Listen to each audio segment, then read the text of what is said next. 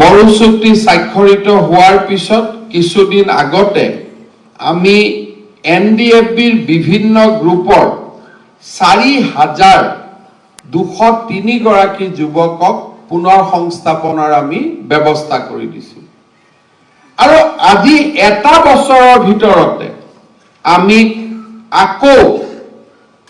এই RNLF UPRF NLFB NFLA আৰু ADFৰ 662 জন সদস্যক আমি পুনৰ সংস্থাপনৰ পথত লৈ গৈছো খুব কম দিনৰ ভিতৰতে কাৰ্বি যুৱক যুৱতীসকলকো প্ৰায় 6টা সংগঠনৰ সদস্য আছিল তেওঁলোকৰো আমি পুনৰ সংস্থাপনৰ কাম কৰিম আৰু আজি যি দুটা সংগঠন UGPO আৰু TLA আমাৰ মাজত ঘূৰি আহিলে তেখেতসকলৰ পুনৰ সংস্থাপনৰ কাম আমি আৰম্ভ কৰিম বা শেষ কৰিম আমাৰ এটা টাৰ্গেট আছে যে 10 মেৰ আগত যিমান সশস্ত্ৰ সংগঠনৰ যুৱক যুৱতী আমাৰ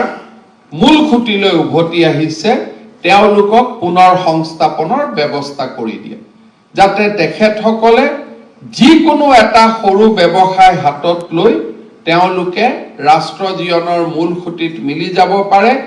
অসমৰ অৰ্থনীতিলৈ বৰঙণি আগবঢ়াব পাৰে